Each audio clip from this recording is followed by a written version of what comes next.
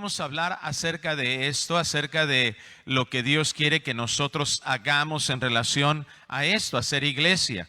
Porque tenemos una confusión muchas veces de que creemos que podemos hacer lo que mejor se nos pueda ocurrir en nuestras vidas. Fíjate que hay un ejemplo del tiempo que estamos viviendo actualmente, en un momento muy oscuro de la vida de Israel. Y esa fue la época de los jueces. Unos van y vienen de relacionarse con Dios, les iba mal. Empezaban ellos a alejarse de Dios, les iba mal por un juicio de Dios sobre sus vidas. Luego el Señor les concedía el arrepentimiento y otra vez, ¿verdad? Parece que se avivaban, etcétera. Pero hay algo que caracterizó a esta época de Israel. ¿Y sabes cuál fue? La anarquía. Y ahí está definido en el libro de los jueces. Dice que ellos no tenían rey y todo el mundo hacía lo que mejor le parecía. Eso está caracterizando tanto a la iglesia de hoy. Vivimos en un mundo en que nos han inyectado cantidad de ideologías que vienen de la carne, del mundo, del diablo, que utiliza este sistema ideológico que nos trae a nosotros una corriente de pensamiento, pero que nos agrada tanto porque como viene de la carne, ¿a qué cree usted que se alía? A nuestra carne. Obvio, ¿verdad? Y entonces nuestra carne se siente bien cómoda. Y de repente vemos una iglesia muerta. Una iglesia, o vamos a decirlo, no me gusta decir la palabra muerta, creo que no fue el término mejor que pudimos utilizar. Una iglesia dormida. Porque realmente tenemos vida en Cristo Jesús. Pero muchos estamos como si no la tuviéramos. Una iglesia que ciertamente hacemos 2 o 3 cosas como aparentes hijos de Dios, pero que realmente no estamos yendo a la profundidad de lo que significa ser iglesia, cuerpo de Cristo. Y uno de los grandes problemas es ese. Yo hago lo que mejor me parece. ¿Cuándo vengo a la congregación? Pues cuando estoy cómodo, cuando se me ajusta. ¿Cómo participo en la iglesia? Con lo que puedo, con mi tiempo libre. ¿Cómo vivo como iglesia? Pues yo aquí a distancia, mejor, es decir, hacemos lo que mejor nos parece. Y Dios nos tiene instrucciones muy claras. Esto es lo maravilloso de la palabra de Dios. Es lámpara a nuestro camino, ¿verdad? Dice el Salmo 119, 105. En medio de tanta oscuridad, en medio de tanta confusión, viene la palabra de Dios contundente, clara, precisa, como para que todos nosotros la escuchemos y renunciemos a nuestro orgullo y dejemos de hacer lo que mejor nos parece y hagamos caso al que habla verdad, que es nuestro Dios Todopoderoso. Hemos vivido ya 2 años de lo que hemos llamado cuarentena. Bueno, la cuarentena ya se nos extendió un poco, ¿verdad? Porque normalmente conocemos la cuarentena con 40 días. Y ahorita ya vamos más de 700 días de cuarentena, seguimos utilizando tapabocas. Gracias a Dios ahorita estamos en semáforo verde. Pero el 22 de marzo yo recordaba que el 22 de marzo fue el último día del 2020, fue el último día que tuvimos nuestros servicios habituales dominicales. El siguiente, a partir de ese día, dejamos de reunirnos habitualmente. Y hemos experimentado situaciones como nunca antes, tal vez nos hubiéramos imaginado, no habíamos considerado que fuéramos a vivir. Tal vez sí teníamos algunas ideas que podría pasar eso, pero como nunca antes nos metieron a nuestras casas, como nunca antes se detuvo la economía, cambió completamente el sentido de muchas corrientes o formas de la economía. Ha habido después de 2 años una cantidad impresionante de pérdidas de empleos, un temor apocalíptico. Yo recuerdo, vivimos en la Ciudad de México, salimos a la Ciudad de México y era impresionante ver las calles tan desoladas por tanto tiempo. Vemos en los medios de comunicación una tremenda manipulación de la información. ¿Recuerdan hace 2 años? No, sí hay que usar tapabocas. No, el tapabocas no sirve de nada. Ya no sabía si taparte la boca o no. Era impresionante, ¿verdad? Pero si estornudabas en la calle o ya tiempo después, cuando se empezaron a ver un poco, alguien estornudaba en el centro comercial y todo el mundo lo volteaba a ver así. Quería salir huyendo. Personas que amamos han partido. Algunos de forma intempestiva. De las cosas creo que más dolorosas que vio o vi en la iglesia, en la pandemia, personalmente, hermanos nuestros, que ni siquiera les pudimos decir adiós, aunque sea simbólicamente en un funeral, sin poder honrar su memoria. Ha sido terrible realmente. No los vislumbrábamos tan cercanos todos estos eventos. Pero si algo nosotros podemos estar seguros es que Dios lo ha permitido. Por más difíciles y dolorosos, el Señor nos ha prometido para los que le amamos que todo esto cooperará para bien. Que estemos tranquilos porque estamos en sus manos. Otra de las cosas que ha sido impresionante es cómo el miedo a la muerte ha dominado la mente de las personas. El miedo a enfermarse, el miedo a la pobreza,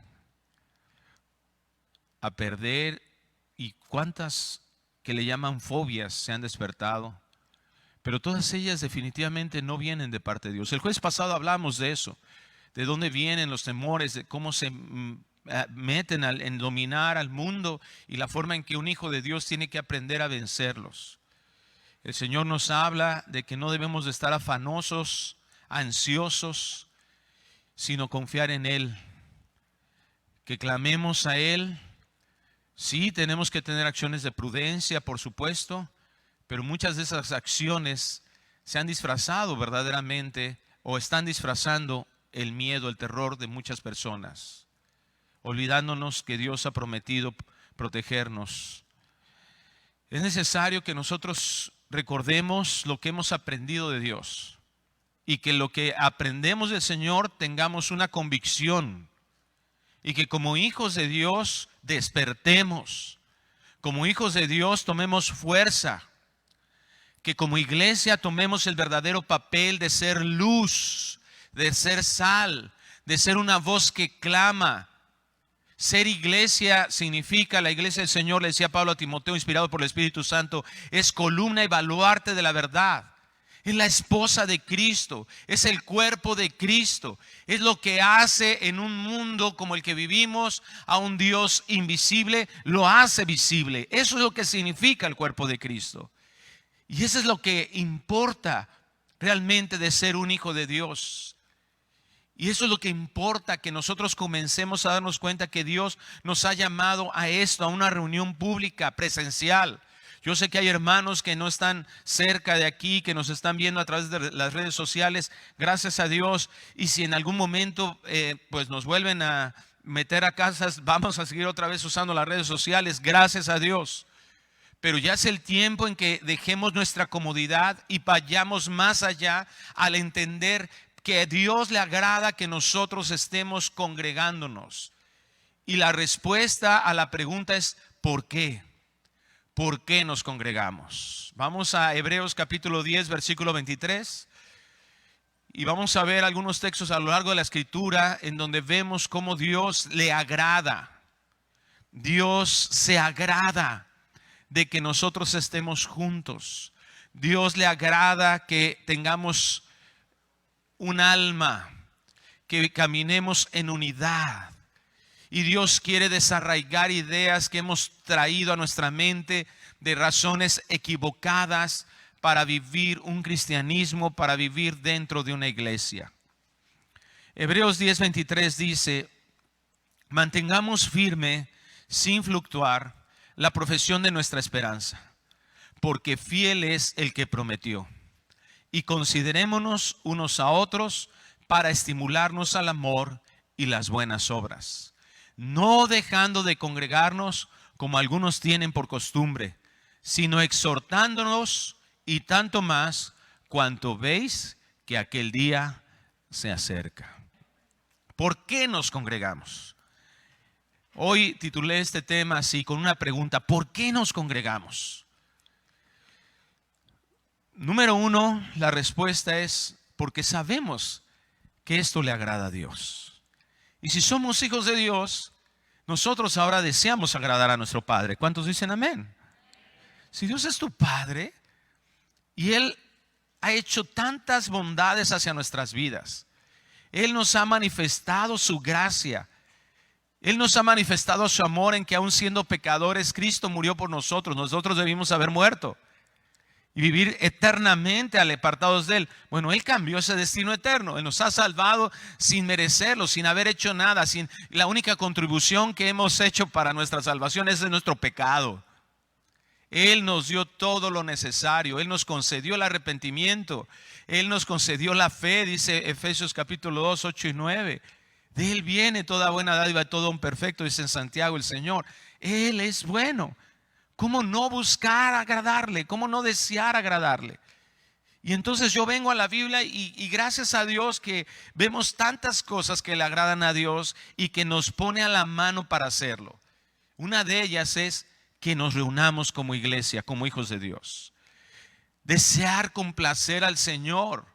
Y lo maravilloso de todo, que mira, la naturaleza misericordiosa de Dios es que cuando nosotros buscamos agradarle, Él se agrada también de seguir bendiciéndonos. Él vuelve a manifestar su bondad. Dice el Señor que Él se manifiesta en la alabanza de su pueblo. Qué hermoso es eso. Entonces yo tengo que saber esto. Mira, desde el principio, cuando Dios creó al hombre, vemos que el objetivo era precisamente tener una comunión con sus amados. En Génesis capítulo 3, cuando vemos nosotros que entra el pecado al hombre y el hombre ya ahora cambia su condición de estar en rectitud, ahora la cambia a una situación caída. ¿Qué hace? ¿Qué dice el Señor? Que estaba él paseándose por el huerto. Vemos en los capítulos anteriores precisamente, o con más detenimiento, cómo él tenía una comunión con Adán y con Eva. Él hablaba con Adán, le daba instrucciones. Se disfrutaban mutuamente, ¿verdad? Había un disfrute de hablar, de enseñarles a ellos. Ahí en el huerto Dios hacía lo que habitualmente hacía, pasearse en el huerto. Entonces vemos ahí que Dios tenía ese propósito, y aun cuando entra el pecado y hay una naturaleza caída y somos expulsados como humanidad del huerto, en el siguiente capítulo que vemos que se reunían en un lugar, en un altar, ahí Caín y Abel, y traían ofrendas. Un lugar señalado para donde Dios había prometido su manifestación. Vemos más adelante en Éxodo capítulo 25, 8, que nuevamente el Señor le da una indicación a Moisés y les dice estas palabras, Éxodo 25, 8. Y harán un santuario para mí y habitaré en medio de ellos. Más adelante en el capítulo 29, 42, él se refiere a lo que había que hacer ahí, ofrendas, una forma de adoración, y dice, es 29:42 ahora mismo de Éxodo: esto será el holocausto continuo por vuestras generaciones a la puerta del tabernáculo de reunión. ¿Te das cuenta? Cómo desde el principio Dios ha pretendido tener una comunión con nosotros. El pecado hizo una separación, nos destituyó de la gloria. Sin embargo, Dios hace medios, pone medios para que tengamos una forma de tener esa comunión nuevamente con Él. ¿Y cuál es esa forma? Un lugar de reunión delante de Jehová, en el cual me reuniré con vosotros para hablaros ahí. ¿Te das cuenta? Desde entonces el Señor sigue haciendo lo mismo. Hoy estamos predicando la palabra de Dios porque sabemos que a través de su palabra Él nos está hablando. Eso viene desde el principio. desde la ley. Allí me reuniré con los hijos de Israel y el lugar será santificado con mi gloria. El tabernáculo de reunión se volvió entonces la forma de mantener esa comunión entre Dios y su pueblo. Más adelante vemos en 2 de Crónicas capítulo 7 versículo 1. Y si ves por ahí algún hermano que me está diciendo que todo que sí, ¿verdad? En el nombre del Señor dale un zape santo. El Señor te va a hablar, hermano, no te quedes ahí.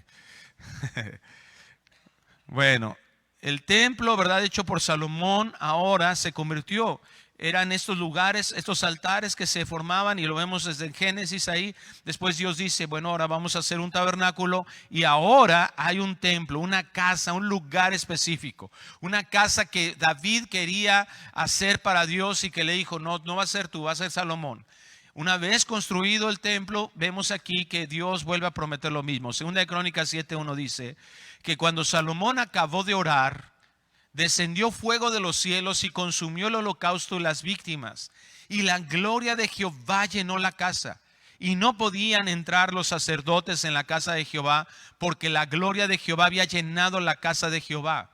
Cuando vieron todos los hijos de Israel descender el fuego y la gloria de Jehová sobre la casa, se postraron sobre sus rostros en el pavimento y adoraron y alabaron a Jehová, diciendo, porque Él es bueno y su misericordia es para siempre. Este templo que fue consagrado en el año 587 antes de Cristo fue destruido. Pero Israel se quedó así sin hacer nada. No, ahora se reunían en algunas casas que después, como eran ya dedicadas esas casas al estudio, a la lectura de la palabra, le llamaban sinagogas. Ahí surgieron las sinagogas años después de esta destrucción, en donde el pueblo no se conforma. Dice, pues ya no tenemos templo, pero tenemos que volver a reunirnos para escuchar la voz de Dios. No en vano el salmista en el Salmo 133:1 puede expresar lo que debe de haber en el corazón de todo hijo de Dios. Mirad cuán bueno. Fíjate qué expresión tan hermosa. No es nada más algo bueno, sino cuán bueno es la expresión. Y delicioso es habitar los hermanos juntos en armonía. La expresión que está aquí diciendo el salmista si la podemos ahora traer a un lenguaje de nuestra época, es pensar que el domingo a las 10 de la mañana es el mejor momento de mi semana. Mirad cuán bueno y cuán delicioso es habitarlos juntos en armonía. El domingo a las 10 de la mañana me voy a reunir con mis hermanos y eso lo disfruto tanto. Y mira cómo lo expresa, es como el buen óleo sobre la cabeza. En la antigüedad, tú caminabas, ¿verdad? Y el sol era durísimo. Caminabas y era el camino normalmente, ¿verdad? Estaba caliente, etcétera. Llegar de un lugar a otro era llegar cansado, llegar asoleado, llegar fatigado. Y lo que se hacía era derramar un aceite sobre la cabeza de alguien. Lo que eso significaba era darle una bienvenida tremenda, porque eso, ¿verdad?, era tan refrescante. Es como si ahora te diera una coca con hielos, para que me entiendas. ¿Qué es una coquita con hielos, bro? Y cuando llegas así, ¿verdad? Está todo soleado y vienes del camión, ¿verdad? Te bajas ahí de los que dicen costera ahí y no traen aire acondicionado, y a la mitad del mediodía y te bajas ahí todo así deshidratado, y de repente llegas a la casa del hermano. Ya llegué, hermano, una coquita con hielos. Bueno, eso era el óleo, para que me entiendas. Era algo que refrescaba. Y mira cómo lo describe, el cual desciende sobre la barba de Aarón, y baja hasta el borde de sus vestiduras, como el rocío de Hermón. Todos hemos experimentado esto, ¿verdad? Como el rocío que va amaneciendo, que desciende sobre los montes de Sión, refrescan. Y fíjate la promesa de Dios implícita en este salmo, porque allí envía Jehová bendición y vida eterna. La reunión de los hijos de Dios le es tan grata al Señor, que lo vemos ahí plasmado, Es la forma en que Dios nuevamente tiene una comunión cercana con sus hijos, con sus escogidos, que es lo que activa la misericordia de Dios y brinda beneficios. Se sigue cumpliendo que a través de estas reuniones, las reuniones de sus hijos, el Señor trae salvación al perdido. ¿Cuántos dicen amén? ¿Cuántos de nosotros nos convertimos a Él en una reunión de la iglesia? Que alguien nos invitó, que alguien dijo, oye, ve a la iglesia, ve a la congregación, escuchamos la palabra de Dios y ahí vino, ¿verdad?, el evangelio, y eso nos cayó el 20, la acción del Espíritu Santo que nos convenció de pecado, de justicia y de juicio, el que el Espíritu Santo, Tito 3, nos regeneró y ahora se nos quitó el velo, 2 Corintios 3 y 4, nos quitaron el velo, el Espíritu Santo, ¿verdad? Y ahora pudimos entender lo que antes no entendíamos. Ahora vemos a un Dios amoroso y poderoso, Señor del universo, pero que al mismo tiempo es juez, pero que al mismo tiempo muestra su gracia hacia nosotros. Dios es bueno. Esta palabra sigue siendo una realidad en la vida de la iglesia. Y por eso la exhortación de Hebreos 10:25, no dejen de congregarse como algunos tienen por costumbre. La Biblia de Jerusalén dice, sin abandonar nuestras asambleas. No tuvimos otra opción hace 2 años. No fue algo que nos permitieron elegir y entendimos eso y nos sujetamos a las autoridades civiles. Pero es algo que ahora nos debe de despertar y valorar. Yo recuerdo cómo me puse muy triste cuando nos dieron esa noticia.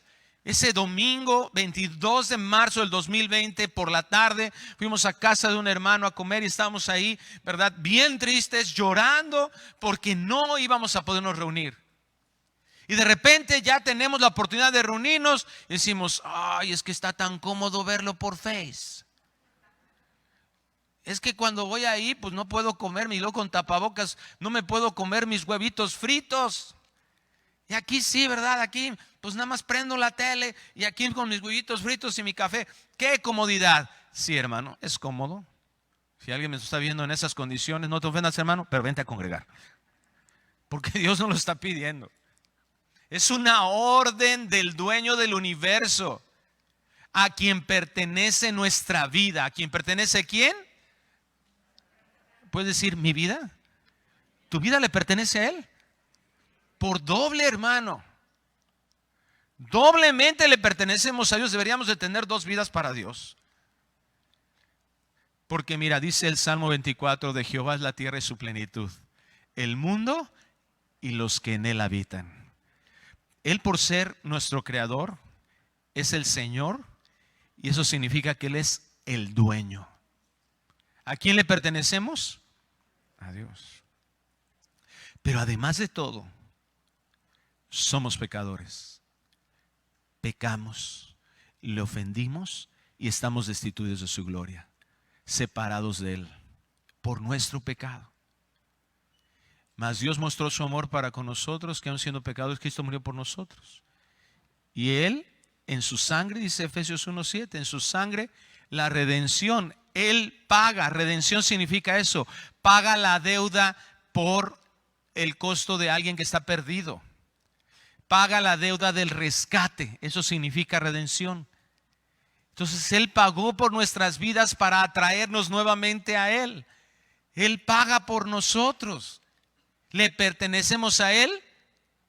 Claro que sí, doblemente, porque es nuestro creador y porque es nuestro salvador. Y aquí lo que está diciendo es el dueño de nuestra vida, a quien pertenece todo lo que existe, y el dueño de nuestra vida nos está diciendo, no dejes de congregarte. No nos está sugiriendo. No se puede decir, ay, mira, porfis, por favor, ándale, hazlo.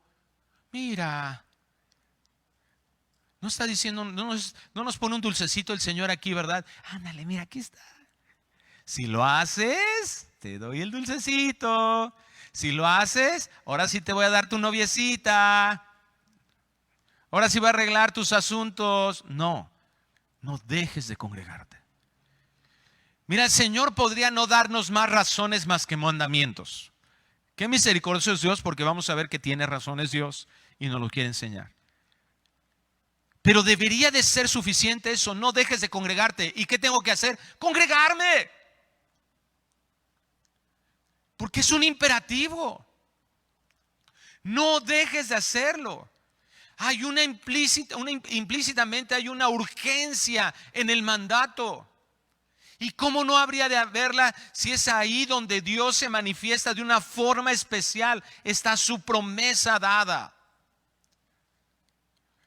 Pero nosotros debemos de ser hijos obedientes al Señor.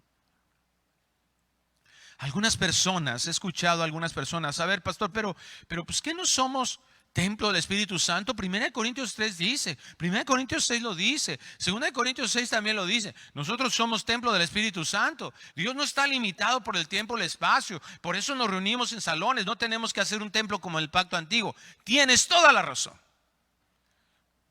Dios no está limitado por el espacio. Yo clamo al Señor en la playa y el Señor promete estar ahí. Ya está ahí, de hecho. Él no se va, el Espíritu Santo está ahí.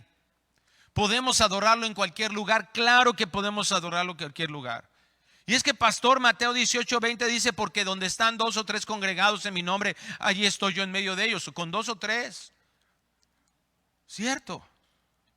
Pero hay algo especial en la reunión de los santos, porque esa es la promesa de Dios. Y estar juntos es importante, pero hay algo más que hacer además de estar juntos. Y que es imposible hacerlo si no estamos juntos. Por eso el Señor nos pide que estemos reunidos. Y no estemos nada más reunidos los domingos. Porque de repente vemos iglesias que se reúnen muchas personas los domingos. Y nada más. Y hay un servicio el jueves, yo ya fui el domingo. Así como que creemos que le podemos ir llenando el buchecito a Dios, ¿verdad? Y si voy muchos días, entonces ya estoy por acá. Si doy poquitos días acá. No. Está diciendo el Señor que debemos de congregarnos cuando sea posible.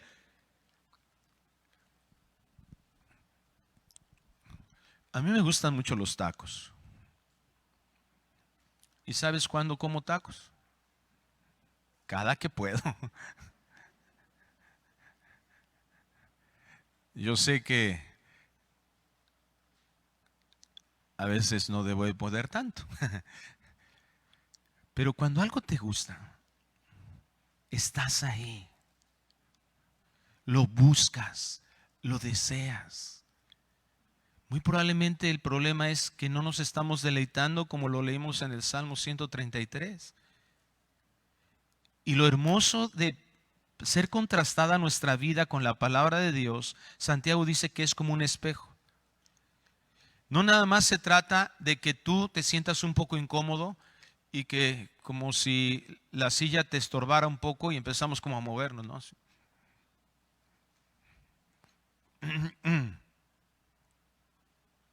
Y ya, y pasó.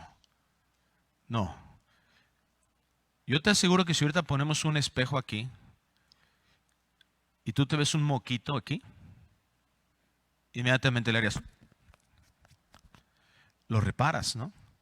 A mí me ha pasado que de repente estoy haciendo una transmisión en vivo y de repente me veo un gallo acá. ¿Quién sabe por qué se me para siempre un gallo?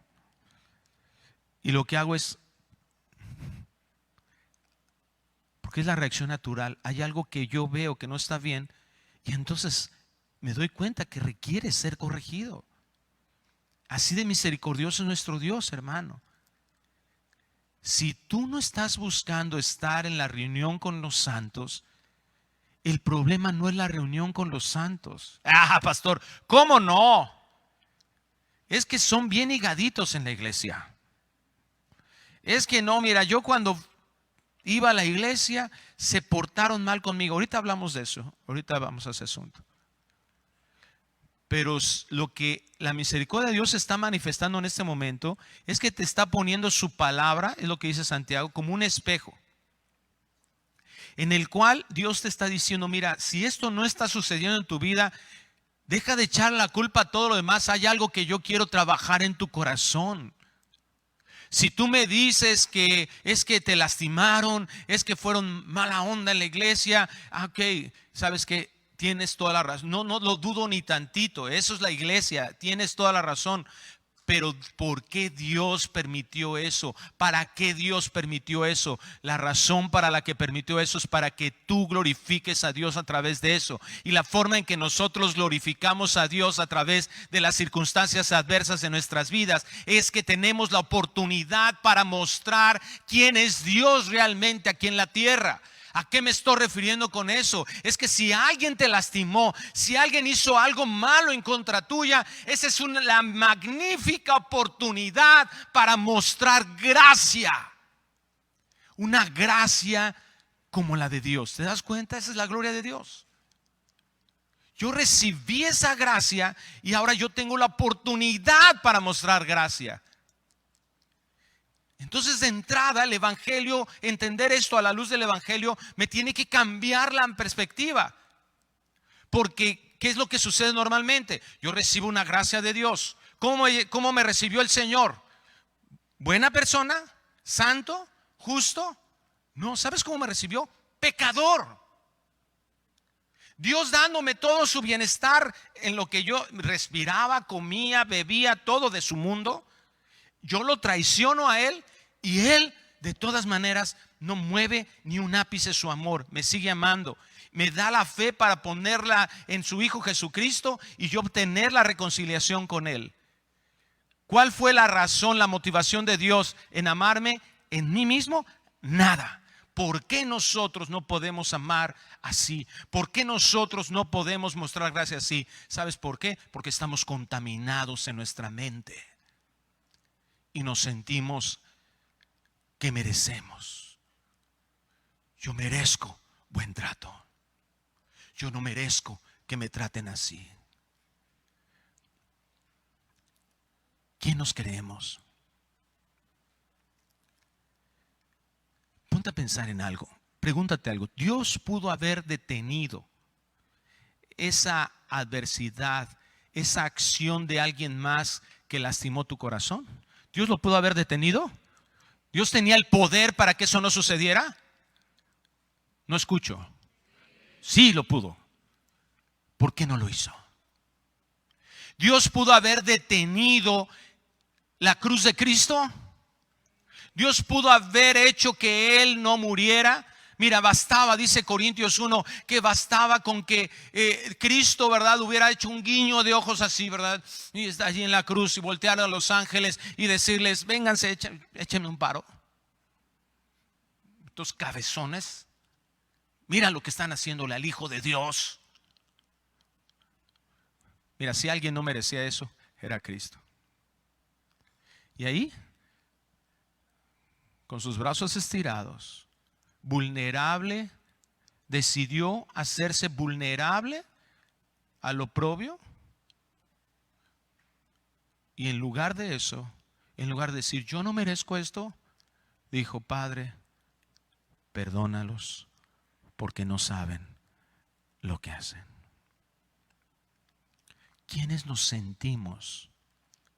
¿Qué engaño tan terrible nos hemos tragado en nuestra mente para pensar que somos merecedores? Y tener una muy buena razón para decirle a Dios, no, yo no me congrego. Bueno, sí voy, pero como si no fuera. Porque mira lo que sigue diciendo. Fíjate lo que sigue diciendo ahí, cuál es la razón por la cual Dios nos pide que estemos ahí.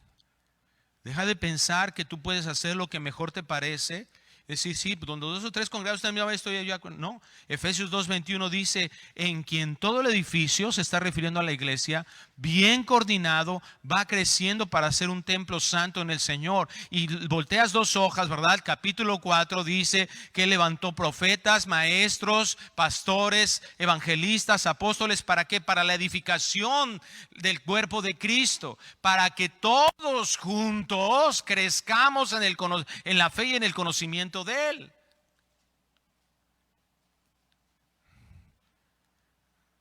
Es una mentira diabólica, es un argumento que viene del infierno, pensar que podemos seguir haciendo lo que mejor nos parece con nuestra forma de congregarnos.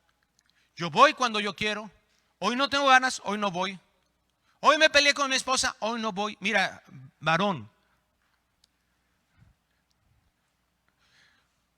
muchas veces, porque somos berrunchuditos, la verdad, se nos da a varones. Y vemos que la esposa no sale temprano. Y ya nos indignamos tanto que decimos, ¿qué decimos?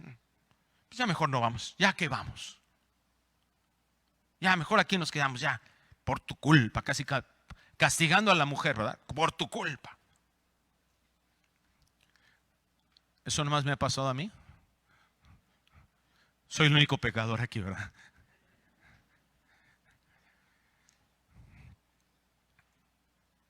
Somos cabeza de un hogar. Y aunque nos la llevemos cargando con los tubos en la cabeza, aunque salga con la máquina esa con la que se hacen algo en la cabeza, te vienes a la congregación porque el Señor te dijo y tú eres cabeza. ¿Eso qué significa? No es el que truena los dedos, ese es el ejemplo.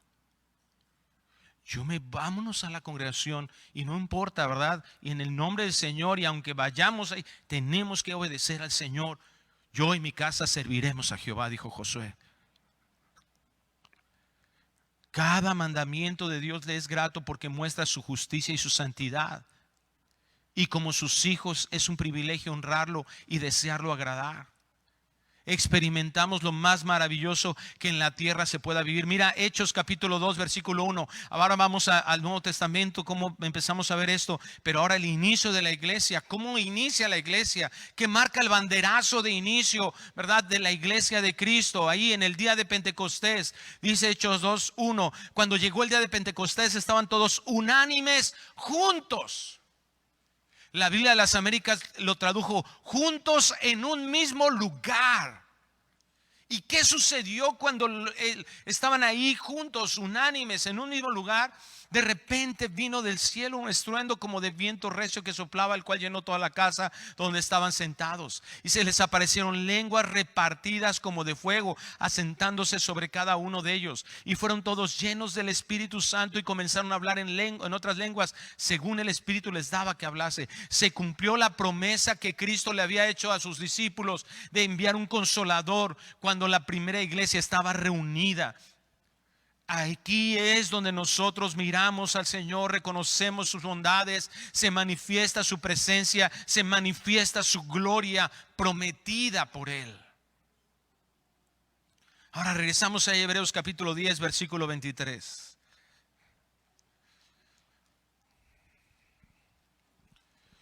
Nos congregamos porque es el medio donde llegamos a un tipo de plenitud cristiana.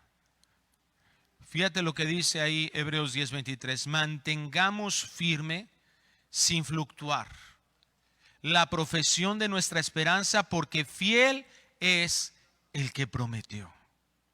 Lo voy a leer ahora en la Nueva Traducción Viviente este versículo. Mantengámonos firmes sin titubear en la esperanza que afirmamos, porque se puede confiar en que Dios cumplirá su promesa. Ahí en la congregación es donde nosotros recordamos, es donde se nos aseguran y donde se confirman en nuestro corazón las promesas de Dios.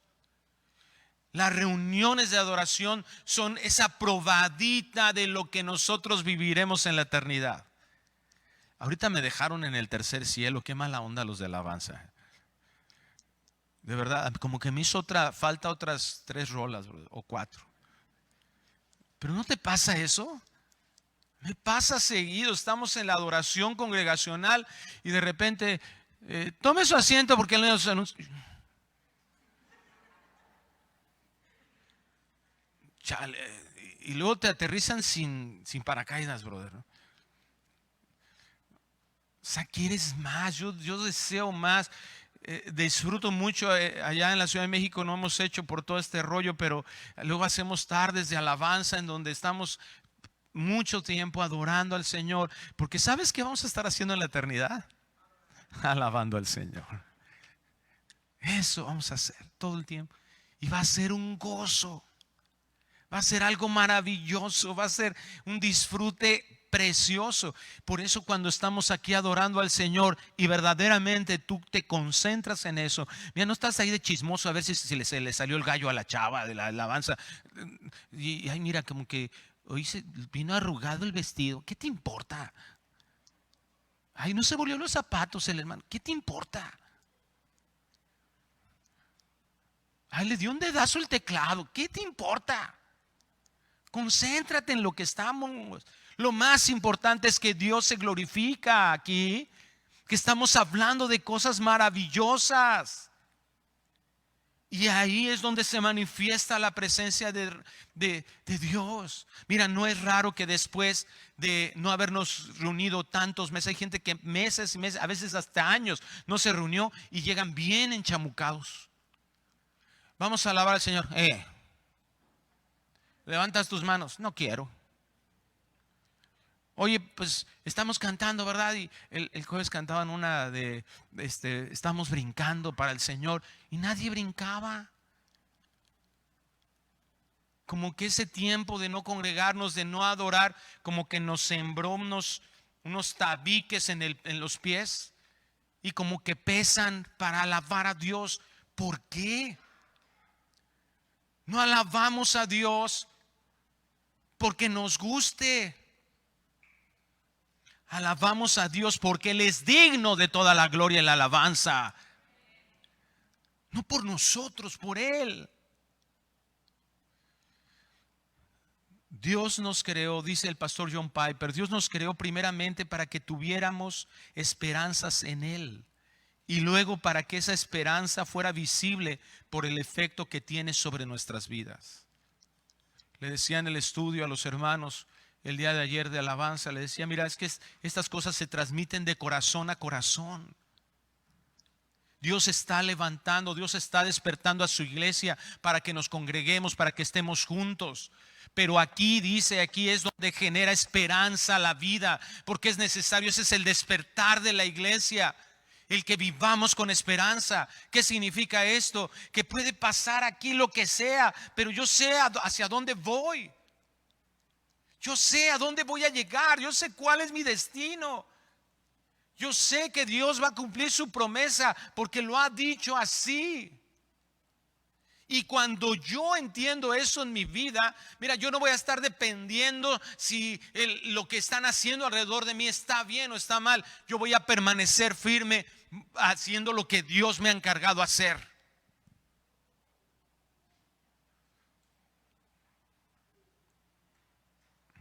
Hace unos meses tuvimos una terrible pérdida en esta iglesia. Muchas pérdidas. Se fue nuestro hermano Gustavo con el Señor.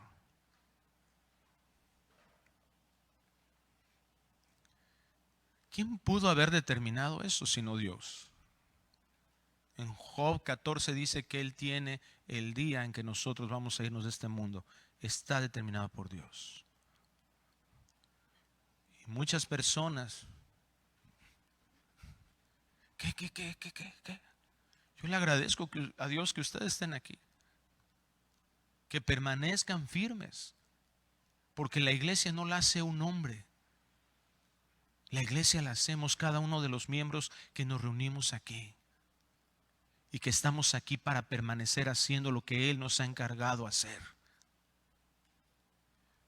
Perdimos mucho, pero Dios es fiel. Y Dios levantará a quien tenga que levantar en el tiempo que lo tenga que levantar. Mientras tanto, seguimos caminando hacia adelante en el nombre del Señor.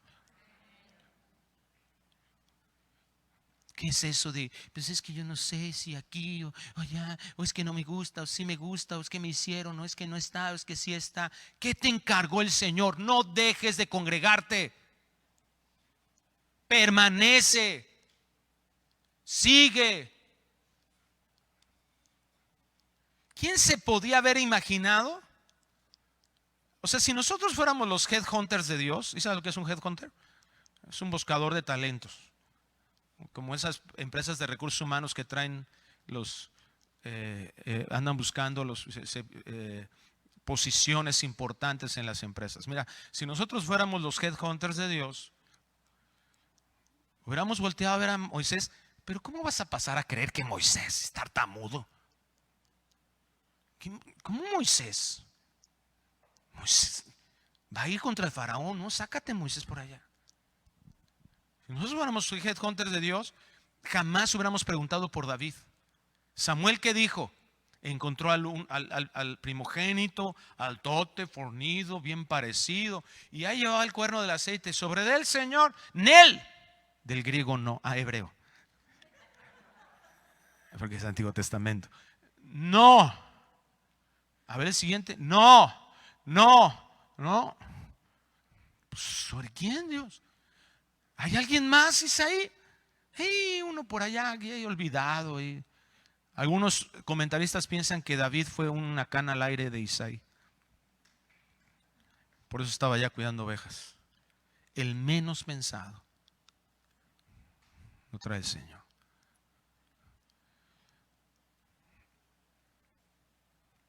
Si yo hubiera sido el headhunter, jamás me hubiera imaginado a David.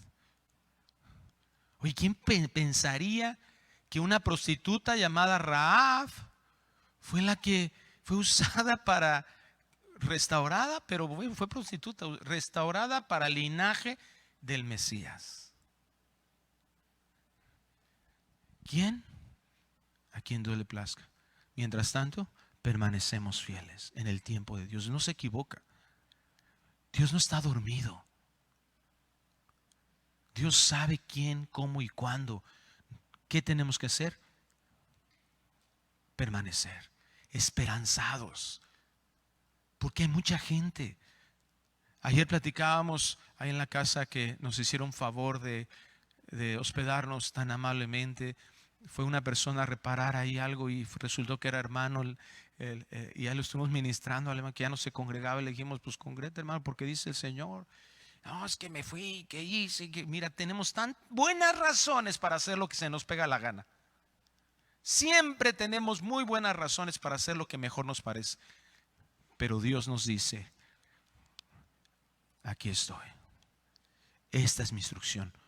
No hagas lo que mejor te parece. Haz lo que yo te estoy pidiendo. Cuando yo tengo esa esperanza, el versículo 24 tiene todo el sentido. Y considerémonos unos a otros para estimularnos al amor y a las buenas obras. Es que no me tratan muy bien ahí. Qué bueno, hermano.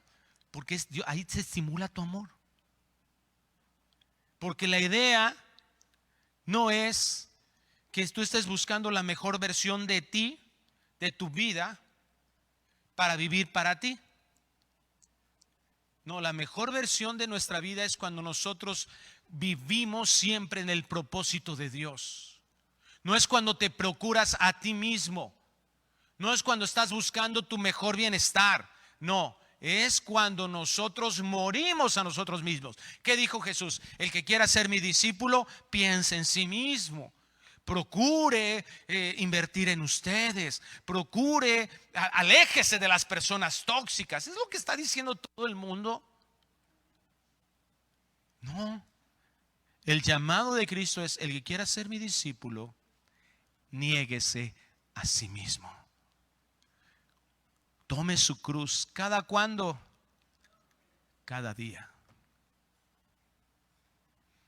Ahí está la carne todos los días impulsándote a: tú mereces, Tú ya mereces un descanso, ya mereces que te traten bien, ya mereces que tu esposo te hable bonito, todos los días, ¿verdad? Va a estar ahí la carne impulsando y la palabra recordándonos, el Espíritu recordándonos, muere a ti mismo, muere a ti mismo, muere a ti mismo, todos los días. Y entonces, sígueme. Ese es el Evangelio. Porque si nosotros buscamos de forma prioritaria nuestro bienestar, ¿qué le dijo? ¿Qué pasó con los fariseos? ¿Recuerdan? Ellos buscaban dar ofrendas para que fueran reconocidos. Hacían oraciones para que los demás los reconocieran. Su prioridad eran ellos y que los demás les alentaran, los pudieran reconocer. ¿Y qué les dice el Señor? Ya tienen su recompensa. Hasta ahí se limita. Pero si tú lo haces diferente, si tú lo haces en lo íntimo conmigo, si tú buscas mi gloria prioritariamente, entonces la recompensa viene de parte de Él. La verdadera satisfacción que nosotros tenemos es cuando buscamos primeramente la gloria de Dios. Mas buscad primeramente el reino de Dios y su justicia, y todo lo demás os será añadido. Considerémonos unos a otros para estimularnos al amor y las buenas obras. Dice la Nueva Traducción Viviente, pensemos en maneras de motivarnos unos a otros a realizar actos de amor y buenas acciones. Dios quiere que nosotros seamos canales de su bendición, no terminales de su bendición. Que lo que recibimos de Dios es lo que damos. Si recibimos un amor incondicional, misericordia, perdón, gracia, bondad, paciencia, eso es lo que nos va a identificar como los hijos de Dios. El objetivo de la iglesia no es recibir amor, sino aprender a darlo en toda ocasión. Pensar y hacer cómo puedo beneficiar a mis hermanos primeramente de la fe. No dejar de congregarnos como algunos tienen por costumbre, sino exhortándonos, y tanto más cuando veis que aquel día se acerca. Nos reunimos para animarnos. Nos reunimos para exhortarnos. Nos reunimos para amonestarnos. ¿Cuándo fue el último vez que hiciste eso? Con un hermano. ¿Te das cuenta de nuestra forma limitada? Ya fui, ya me congregué, ya estoy ahí. Ok. ¿Estás estimulando tu amor dándole beneficios a alguien más? ¿Lo fuiste a visitar ahora que estuvo enfermo? ¿Le mandaste una despensa ahora que estuvo enfermo? ¿Supiste que estaba enfermo? Sí hay que congregarnos, pero con una mayor intencionalidad. Aquí es donde nos vamos a dar cuenta si abrimos nuestro corazón, si nos presentamos vulnerables como Cristo lo hizo. Vamos a nosotros poder ejercer esto aprendiendo, ¿verdad? Que mi hermano es una buena razón, mi hermana es una buena razón para edificarla, para ser de edificación. Y Dios quiere usar nuestras vidas para eso. Cierra sus ojos un momento, por favor.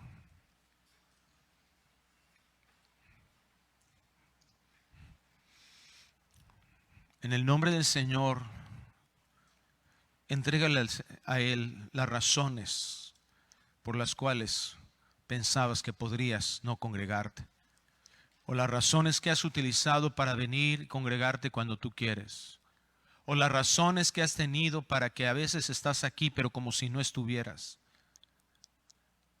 sin ejercer el amor. Arrepiéntete de pensar que tú venías aquí para cargarte, para llenarte. Dios nos está enseñando que nos reunimos para dar. Vengo a la iglesia para recibir. No vienes a la iglesia para dar, para mostrar amor. Aquí se estimula el amor. Es que me es fastidioso relacionarme con los otros, por eso necesitas morir. El orgullo nos ha tenido atados como iglesia. El orgullo nos ha dividido como iglesia. Muchos estamos aquí divididos en ese aislamiento. Eso es una neodivisión en la iglesia. Aislado. Porque no me interesa lo que el otro necesita, me interesa solo lo que yo necesito.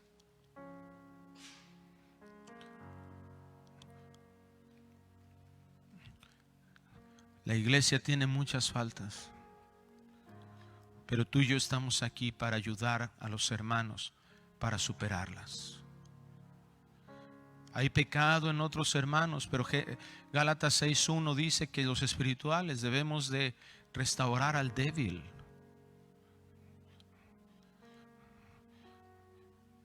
Juntos, unánimes. Porque las asambleas de los cristianos propagan el amor y dan buenas oportunidades para provocar buenas obras en nosotros. Esa es la razón para congregarnos. Qué bueno que estás aquí. Ahora propone en tu corazón ponerte vulnerable, abrirte, preguntar. Estar atento a la voz de Dios para que Él te guíe en cómo puedes bendecir a otro hermano. Empieza por otro hermano, por el que está junto a ti.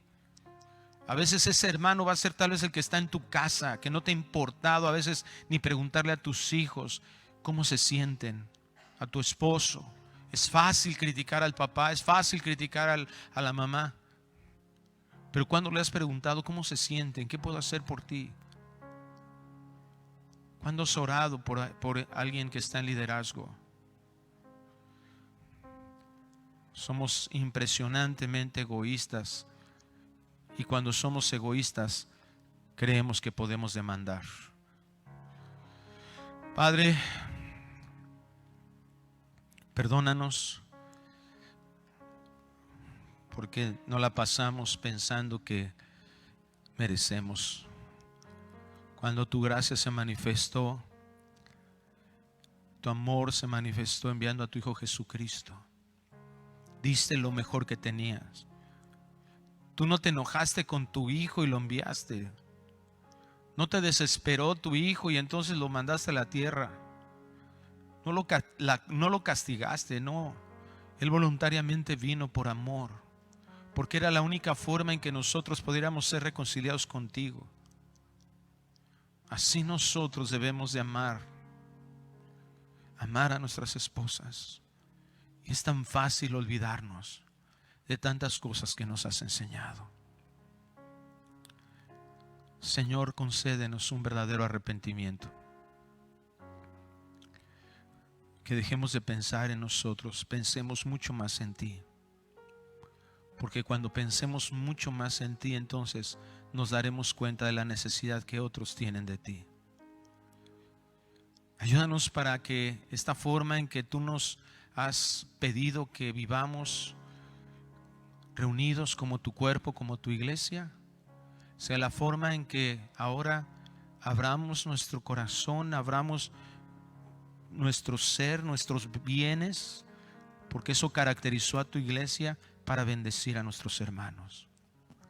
Que estemos en total disposición, no tan solo a orar por ellos, sino también a darles, a brindarles de nuestro apoyo, de nuestro dinero, de nuestro hogar, de nuestro auto, de nuestra comida. Y entonces podamos entablar vínculos en los que la exhortación y la amonestación sea natural entre nosotros, porque nos amamos. Bendícenos, pedimos, Dios, con esto. Y si tú en esta mañana no habías tomado la decisión de recibir a Jesucristo como tu Señor y Salvador, pero hoy comprendiste el mensaje del Evangelio, en que Dios te amó de tal manera que por eso envió a su Hijo Jesucristo, y el día de hoy tú has podido poner tu confianza en eso, puedes reconocer tu necesidad que tienes de esa reconciliación con Dios. Ahí en tu lugar repite estas palabras con tus ojos cerrados. Dile: Señor y Dios, ahora sé cuánto me amas, porque siendo yo un pecador y haberte ofendido y merecer el castigo del infierno justamente, enviaste a tu Hijo Jesucristo, que no tenía pecado y que no realizó ningún pecado y no merecía morir en la cruz del Calvario, vino a sustituirme el lugar, recibiendo el castigo que yo merecía. Toda la soledad y el dolor que eternamente yo merecía en el lago de fuego y azufre cayó sobre de él. Mi maldición cayó sobre de él en la cruz.